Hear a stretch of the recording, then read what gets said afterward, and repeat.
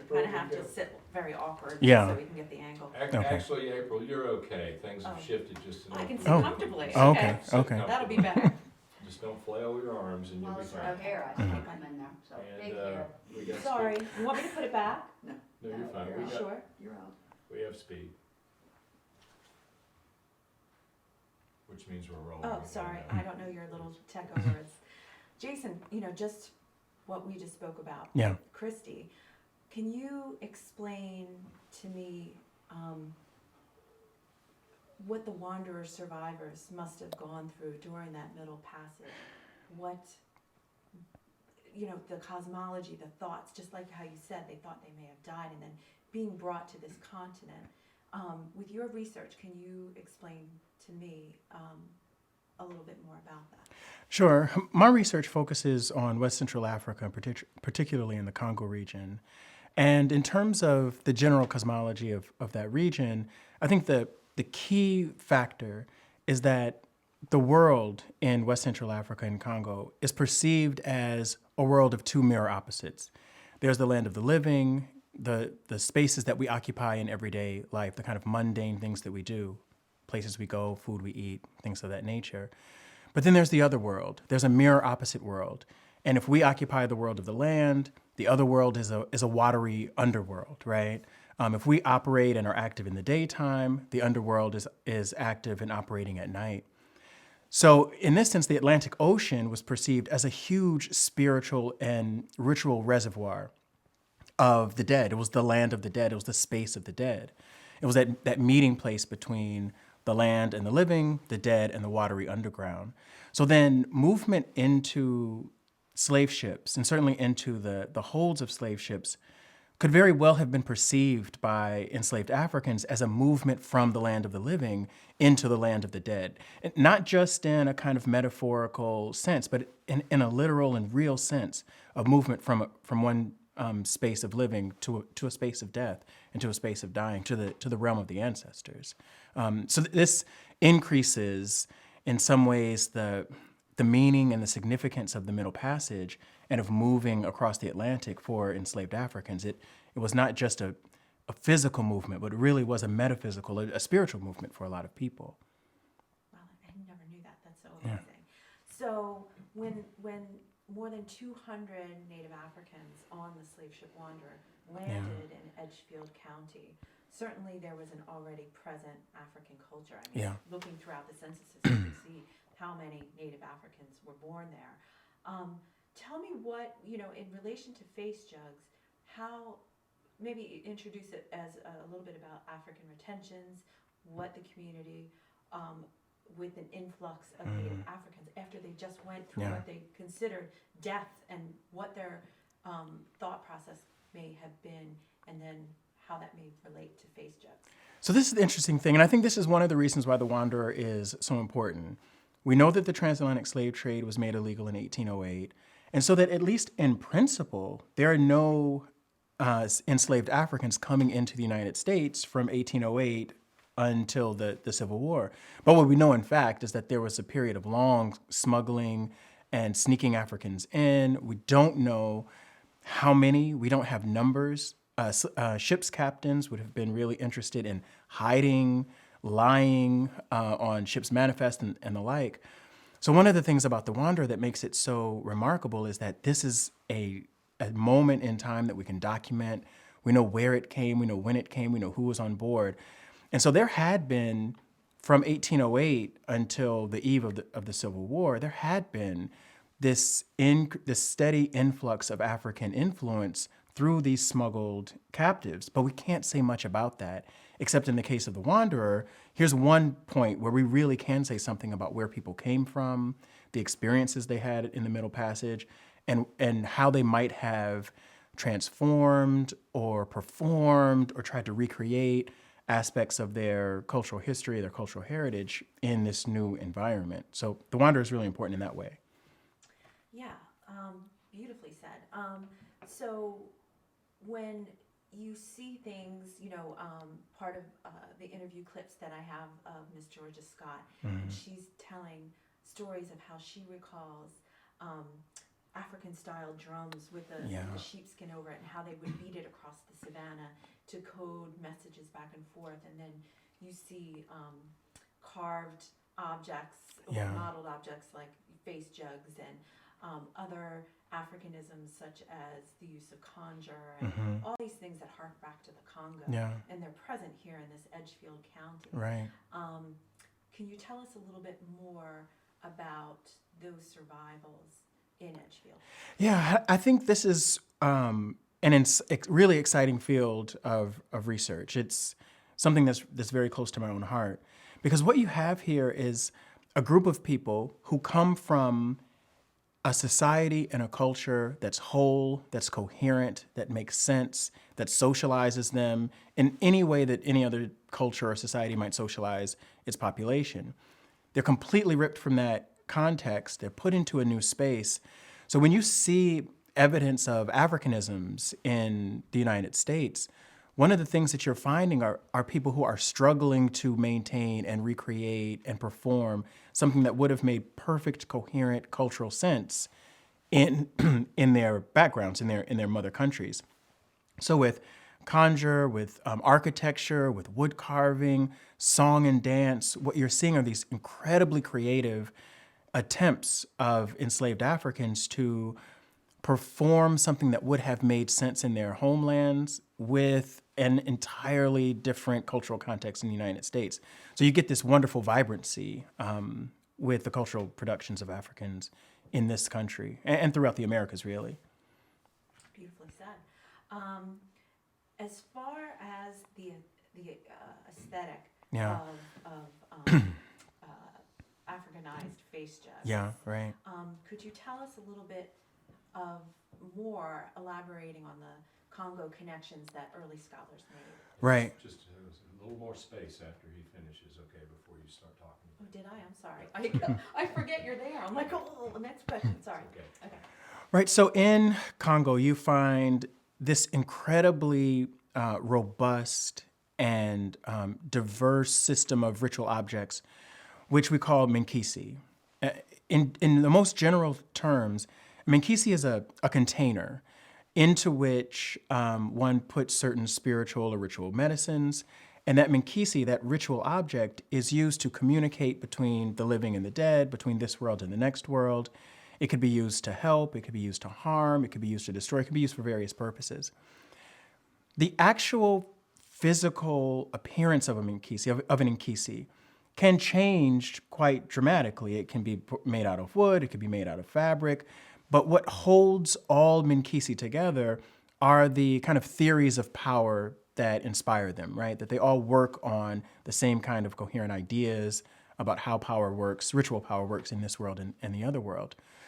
One of the most interesting things about the face vessels is that in terms of their the kind of basic theories that are operating in their construction and in their operation, you find really close similarities between minkisi and face vessels, even if the objects look different. So for example, a lot of minkisi in Congo are made out of wood. Obviously, the face vessels are not made out of wood, but these theories of containment, theories of ritual practices, these theories of astonishment and remarkable power that you see in the minkisi, they're preserved in these face vessels. So even in instances where they might look a little bit different, or they might be constructed out of a different medium, the underlying theories of the power that inspires them and that kind of moves them to action are very similar. How do you feel the African American community, what do you think their reactions to seeing these face jugs may have been, and then the arrival of the wanderer and how Africa would have been so much more fresh for them? Yeah, I think that if we're talking about African American religious history, the truth of the matter is that the fabric of African American religious history has always been extraordinarily diverse and interwoven on various levels. So there are very strong strains of Christian theology in African American history that go as far back as West Africa, right? So just to give a brief example, European missionaries arrive in Congo in the late 1500s. And by the 16th century, Christianity is a part of the religious expression and the kind of the religious traditions of Congo. So Christianity is a very strong strain, both in African and in African American religious practices. Islam is a very strong strain, both in African and in African American religious practice. And then what we call African traditional religions are also a part of that strain. So if we think about African religious practices on the eve of the Civil War, it is layered in all of this, wonderful texture of religious practice. That's true both before the Civil War, but also after. So I think that there's always been a fairly wide scope, a kind of wide latitude that African Americans have in the expression of their religions. We often think that Christianity is the one and only form of kind of authentic Black religious expression in this country. But in point of fact, the religious expression in this country among African Americans has always been really diverse. And a strain of African traditional religions from Congo, strains from Islam, strains from Christianity are part of what make African American religious life in this country. Beautifully said. Hearing the use of face vessels in Yeah. Edgefield County, some were buried in the graves. Yeah. I have a newspaper account that in Aiken-colored cemetery is covered with white seashells Yeah. and metal pins, broken crockery. Yeah. And on top of it, it said there was a grotesque jug, Yeah. meaning face jug. Right. And we're also finding them in the graves. Could you talk a little bit about Congolese burial practices in connection to what we're seeing as other burial practices here with face vessels? Yeah, so that makes a lot of sense in terms of what we know about Congo religious history, right? In particular, funerals and grave sites were seen as these really important nodes of connection between the land of the living and the land of the dead. These really important places where you can communicate with ancestors, where you could get guidance from people who had gone before you. The funeral site, the grave site was a really important place for articulating, for communicating between this world and the next. So then they become really important religious and spiritual spaces as well. One of the things that you find in Congo funerary practice throughout the 16th and 17th century, but even well into the period in which the wanderer would have arrived, well into the 18th and 19th century, you start to see people who will take shards of shells, broken pottery and ceramics, place them along atop grave sites. You see people burying the last used implements of the dead. So if a person had a favorite pipe or a prized possession, you would include that prized possession in the grave site. You find really similar things happening among African Americans in this country, where there are seashells to connote a connection to water, where the color white is also has very close connection with the land of the other world, the land of the dead, where you see last used implements of the dead being strewn about grave sites. And for outsiders looking in, these grave sites seem to be completely messy. They were all kind of out of order. There were these kind of grotesqueries here. And so many people who make descriptions, who kind of write some of the descriptions for some of these grave sites and some of these funerary areas, have the impression that African Americans don't take their dead very seriously because these spaces are littered with broken items. And why would that be? But in fact, those broken items indicate a real intense care and concern that the living have for the recently dead. Wonderful. A lot of these face jugs and the oral histories that we have of them keep saying we kept them by the door. We kept them by the door. It's a doorstop, a doorstop, a doorstop. Certainly, we know that there's more to that than just a simple doorstop. Yeah. So could you elaborate on the face vessels and why it's significant that they're found by the door? Yeah, that would be very important. As it turns out, there are all of these ways of using ritual objects to ward off evil, to protect homes, and to keep the kind of inner sanctums of the home safe, happy, healthy, productive, reproductive in some cases as well. And so one of the things you find is that along doors, at windows and openings, you will find these objects of protection. And so it's not at all unusual that you would find face vessels at a door as a doorstop, as a space where you can protect the kind of inner sanctum of the home. That's not a surprise at all. Yeah, that's so interesting. One other thing that interested me is, a few people, like Reverend Alexander Pope yesterday, said that they would keep water in them. And that just seems so strange that you would keep water in this crazy vessel. Do you think there could be something that was a little bit more meaningful? Well, I think, that's interesting because in one sense, when you look at most of the face vessels, they don't actually seem to be very useful as water carriers, right? The openings tend to be small, and it's not the kind of thing that you would use to carry water to and fro. It's not the kind of vessel you would use to pour water very effectively, right? So if these vessels are used for containing water, it seems to me that it's not for utilitarian purposes, right? The water that's in these vessels is not used for utilitarian purposes, but are perhaps used for spiritual, for religious, for ritual purposes, in which the actual effectiveness of the vessel as a water carrier wouldn't matter so much, but the fact that it is carrying water might be incredibly important. The fact that it's holding this very important ritual and spiritual, these very important ritual and spiritual properties could be quite important. That's so cool. Very cool. Because it kind of threw me off when he said water, and I'm thinking, well, I know there's Well, and you something. think of whiskey, Yeah. same kind of thing. I mean, yes, I guess you could hide your whiskey in there, but obviously, what do they use in the Catholic Church? What do they use for Right. communion? It's spirits. Yeah, What that's we right. call, Yeah. I thought about that yesterday too. Yeah, yeah. I was wanting to ask a question, and that is, as I was thinking what you were saying, when we reviewed Bernard Howard. Yes, sure. He was saying, I was asking about the importance of the reverend or the pastor, which has a much more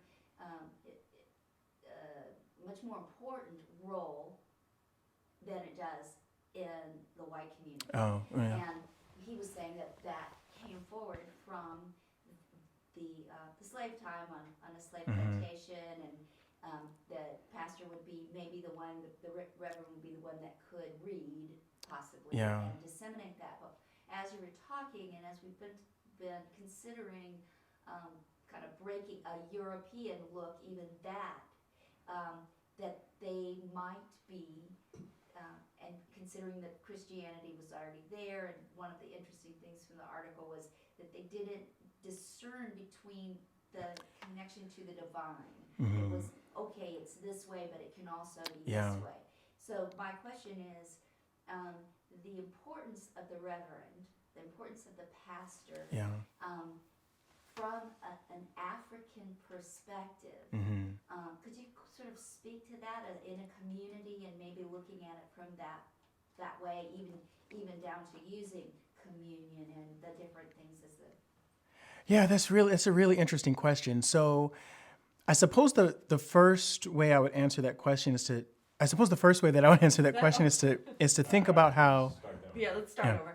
And just one thing to add to it is how interesting that Reverend Alexander Pope, who was here, his grandfather, who was also a reverend, owned that face jug. So throw that in there. Oh, okay. So one of the things that's really interesting is that the realm of spiritual or ritual practice, as it operated in Congo, was much, much wider and broader than what we might commonly think of as particularly ritual or spiritual practice, right? What I mean to say is that the ritual expert in Congo would be the person in charge of handling not only spiritual and ritual concerns, as we would think about them, but also legal concerns, economic concerns, concerns around property, around land, around personal disputes. So there's a much wider scale and scope of activities that ritual experts are involved in. They're involved in legal matters. They're involved in political matters. They're involved in things that we would think of as strictly ritual or religious in nature.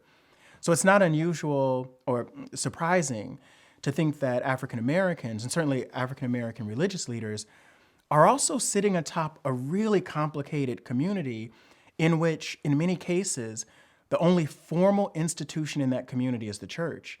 So by necessity, the church becomes a religious and spiritual center for sure, but also a social center for the community, a legal center for the community, a political center for the community.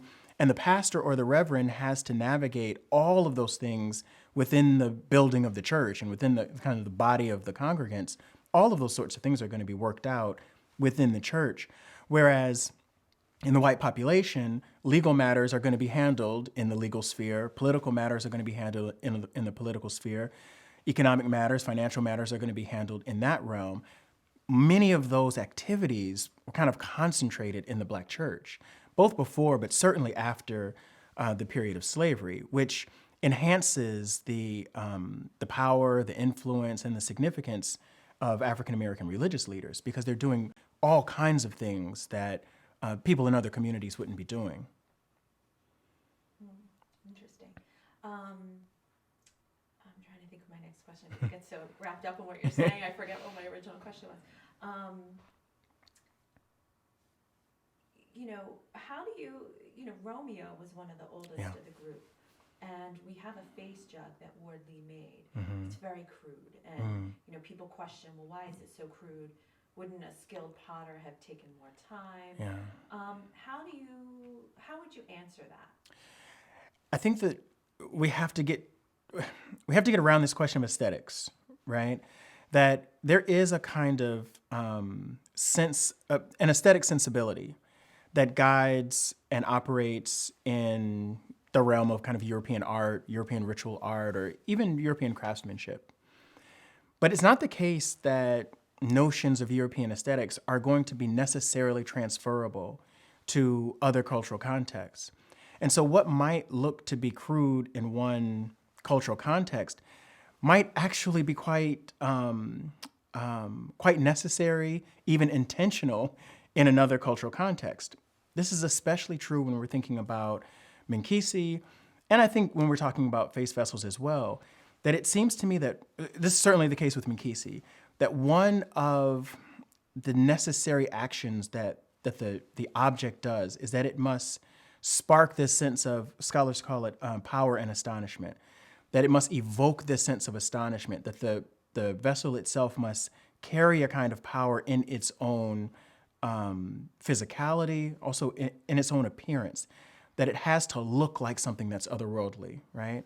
And so you're not trying to create, when you're making a Minkisi or when you're making a face vessel, you're actually not trying to create a sort of realistic representation of refined beauty on the order of European aesthetics. You're actually trying to excite and to inspire, to evoke certain feelings, certain emotions, certain ritual powers or spirit, or kind of a spirit sense.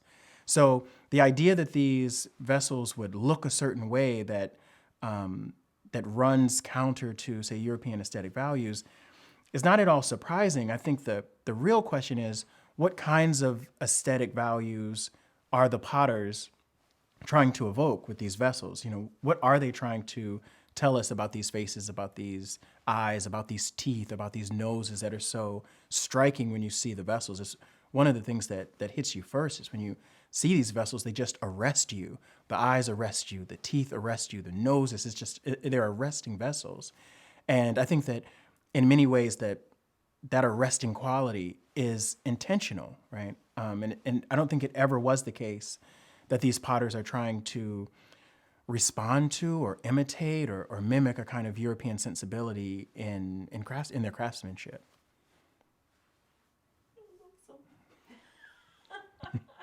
Kind of on that same one, when we're talking about, we're kind of looking at how the Ward Lee vessel, because there's some people that are saying, well, we don't know that he made it because it's that crude, but it's covered in white. It's actually the whole thing. It doesn't have the white inset eyes, but the whole thing is covered in white. so I think that would be something interesting to talk about. You already mentioned that that was associated with death. We can't say exactly what he might have meant, but Yeah. at that time, if he was making it, he wasn't necessarily somebody that made it all the time. He was making one for himself and covered it in a white glaze. Could you sort of just talk about, the speculation, of course, but Also, we don't know it's white glaze. It could be white paint. We haven't analyzed it. Yeah. It's just very intriguing that it's covered in white. Yeah. Well, in terms of Congo ritual around the same questions, one of the things that you find is that the ritual experts in Congo, they're called Nganga. They're the ones who be responsible for making the Nkisi and then exciting it to power. One of the things that you find, it's not at all uncommon, is that those ritual experts will cover themselves in white. They'll cover themselves in white clay or white dyes. Their faces will be covered in white as a way of creating that connection between the land of the living and the land of the dead, to embody it even. And so, and we know that for face vessels, that white clay, that white kaolin powder was a part of the construction of these face vessels. So it's not particularly surprising that that metaphor of white and its connection to death would be elaborated into the whole body of the face vessel. That's certainly one way of thinking about why a vessel might look that way. Right? Might be painted white or might be kind of covered in a white glaze. That's certainly one way of interpreting it. I want to make sure that Brenda's not going to come up here because it's getting close. I'm just trying to do a long pause. Yeah. It's just because I don't want to talk over you. Yeah. Christie filled that one in. I know. It's like, oh, that was too soon. And I'd like to. All right, April. Just as I just said, native-born Africans were seen as people of great power and significance just based on their native birth. Yes. So could you explain that, and also how that would have impacted the community of the Wanderer Africans' arrival? Yeah, so one of the things you find is that many of the ritual experts in the slave community, the root workers or conjure doctors, many of them are African born, and that they occupy their position as ritual experts in the community on strength of the fact that they were born in Africa, right? And so there is this sense among enslaved blacks in the antebellum period, there is this sense that Africa is the home, the source, a kind of space of mystical or spiritual powers. And so that when Native Africans arrive, there is this power that they are presumed to have. And a lot of the ritual experts in the slave community are native born. In 1858, 1859, on the eve of the Civil War, this massive influx of Africans newly arrived on the Wanderer would have had a remarkable cultural influence in the lives and the communities in which they arrived, probably in a whole range of ways, not just spiritual or religious, but probably in very mundane ways, in language, in architecture, in agriculture. All sorts of connections and communication could have been made between this newly arrived group and blacks who had already been enslaved, who kind of found themselves enslaved in the Americas already. It would have been this incredibly important and incredibly kind of inspiring cultural moment, this moment of cultural connection or cultural reconnection. Beautiful. And also, maybe you can elaborate on the polyritualistic use of face jugs. If Yeah. It's okay that you can use them all these different ways. Yeah, and I think that's one of the things that has to be emphasized with regard to face vessels, but I think more generally, if we just think about art and aesthetics in the African American community, this is not at all. It's much the same case in Congo as well. That in Congo, Minkisi are put to all sorts of uses, which includes no use at all, right? Some of these objects exist purely aesthetically as objects without a kind of larger ritual or spiritual connection. Some of them are used for all sorts of religious and ritual means, religious and ritual ends. The same would have been true in the African American community, right? Some of these objects would have definitely been used to achieve particular religious or spiritual ends. Some of them would have been used for more, what we would consider more mundane purposes. Some of them might have had just pure aesthetic qualities that made them attractive to either the maker or to the possessor, to the owner of these objects. And so we have to have a certain flexibility of mind when it comes to these objects, that they may have been used in a whole range of ways, in a whole range of religious and ritual ways, but also in other ways that we might consider more mundane or more earthly. And I think that's okay. It's okay for that to be true. One really interesting discovery that we made this week was obviously through Reverend Pope, and he told us that his ancestor, who has connections back to the pottery, Yeah. said that, face jugs were coming from Mr. Dave, Yeah. and who owned the pottery, and made it clear that he was referring to Dave, the enslaved African Yeah. potter. And what we were talking a little bit about in there was, wow, Dave's role, of being this incredible potter, creating these amazing vessels, Yeah. and people watching him turning these wares and then refining them through the flames of fire, and out comes this, almost like magic, this beautiful vessel. Yeah. And then watching him reading and writing and doing things that meant many of them may not have been able to do. Yeah. Some may have. But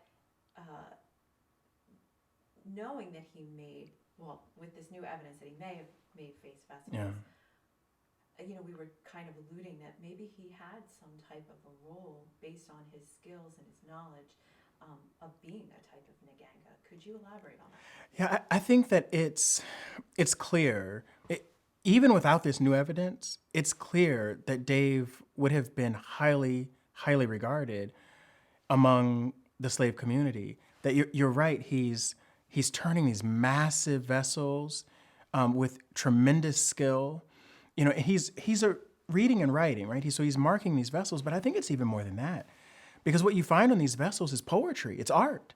So it's not just that he's marking it with his name, which would have been in and of itself pretty remarkable that he would have the power to do that, but he has these wonderful lines and these connections and these really poetic, artistic phrases, turns of phrase.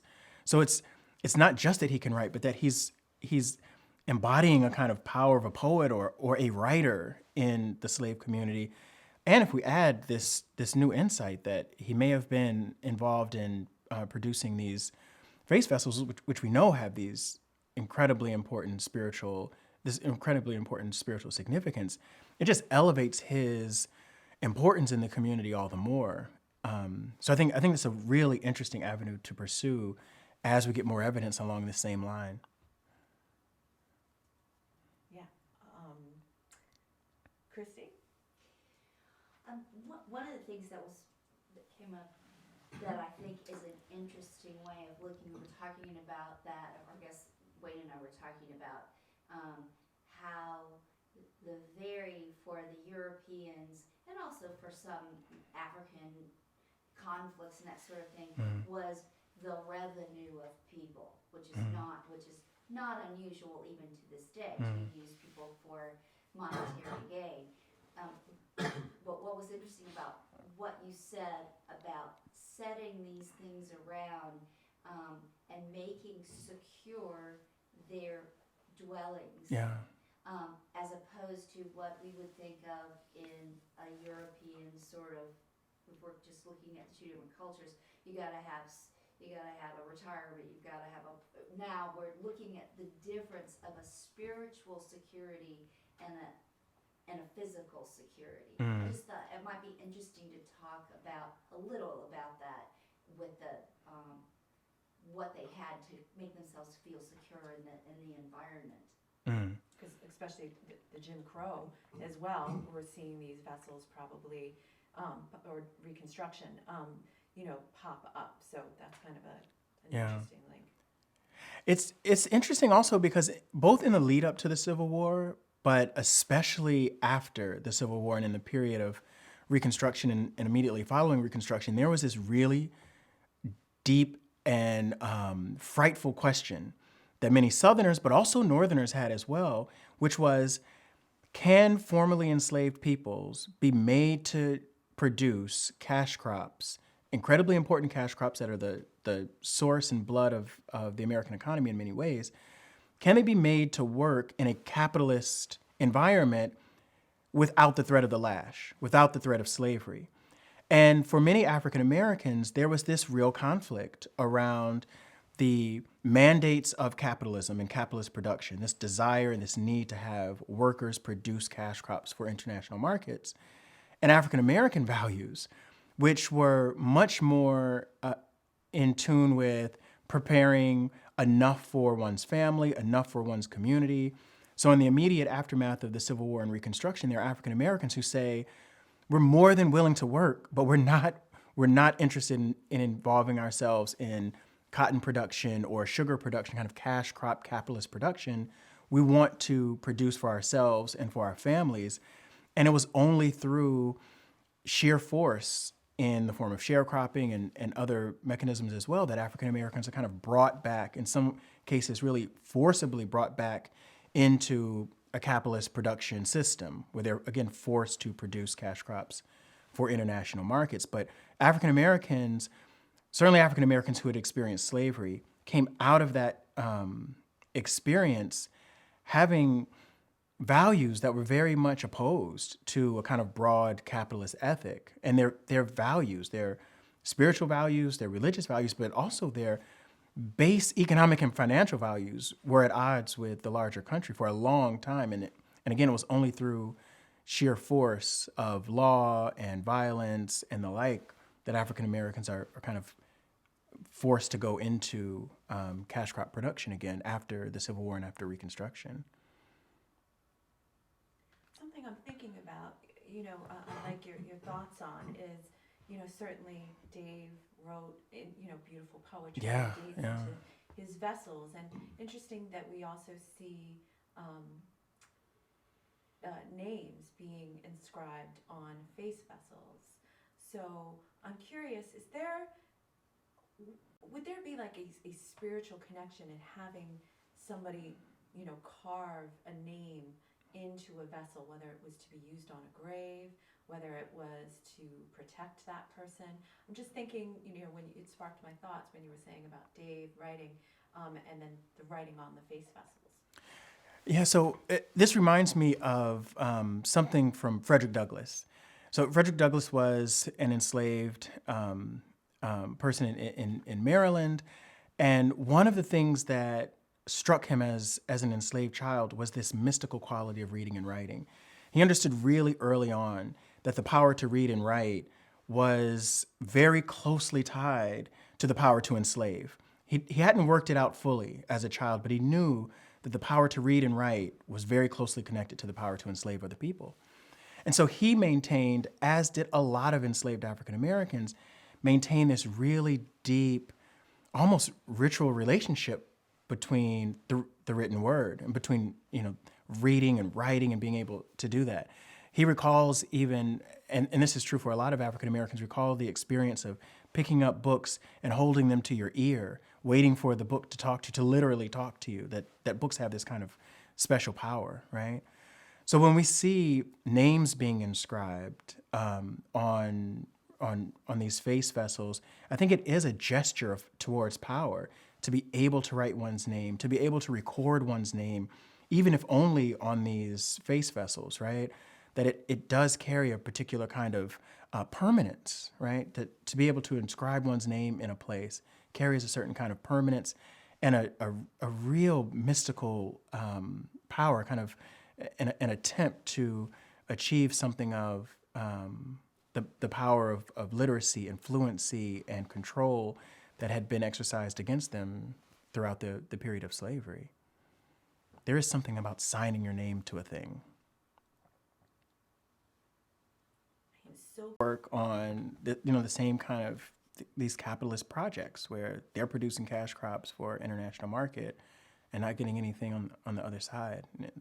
It required something like sharecropping and convict lease and all of that stuff to get people on these plantations and doing that work. Are we rolling?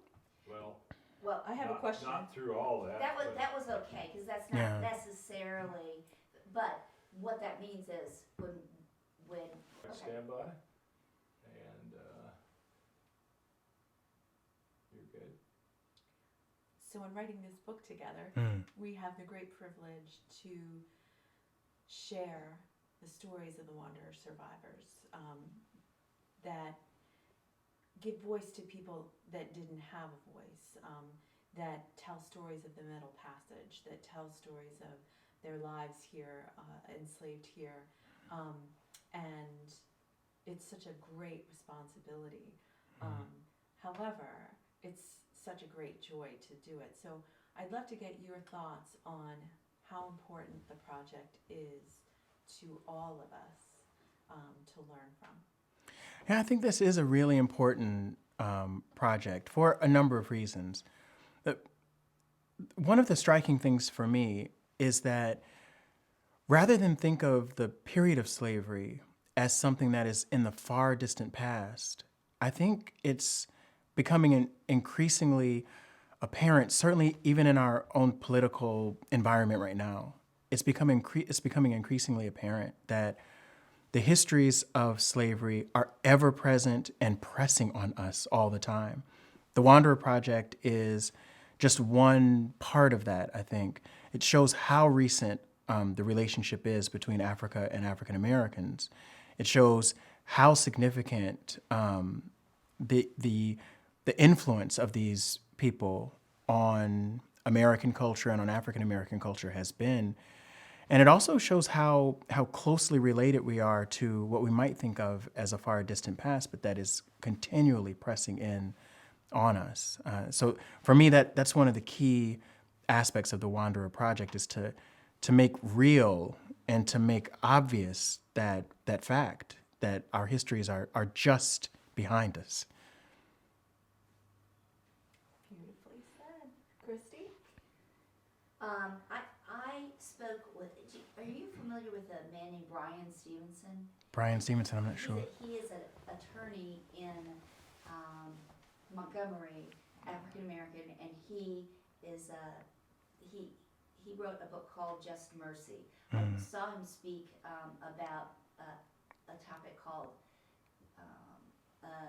confronting injustice. Yeah. And what he said in there, and I went and talked to him after, what he said in there was, we need to look as a country at slavery, because what he said is that's where it all went off the rails.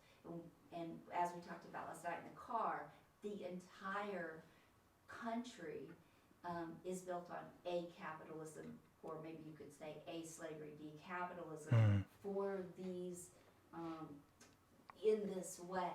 So in that way of speaking to people that that say that this isn't a relevant issue,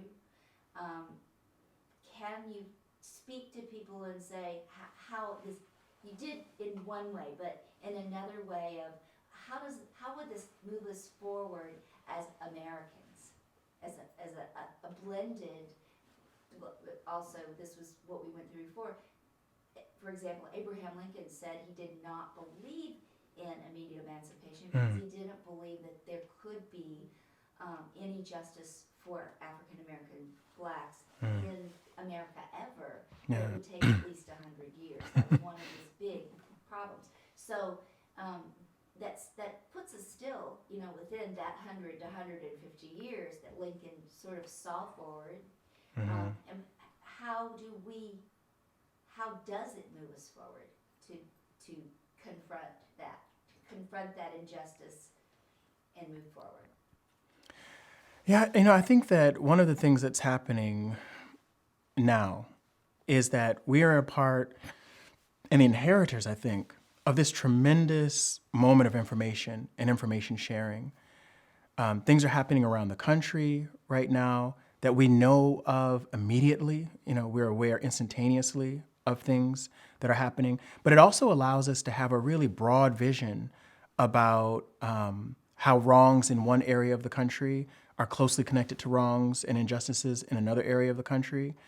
And I think in some ways this is connected to this project, because if we, and I think we do, if we're able to easily recognize the injustice of slavery, we're easily able to recognize the injustice of the transatlantic slave trade, I think that empathy that we're able to produce for past injustices should and very, very well could be applied to what we find happening in the streets of the country right now, in the cities of the country right now, to ascribe that same level of empathy for things that are happening right now and that are driving the political conversation and the social conversations around race and racial injustice today.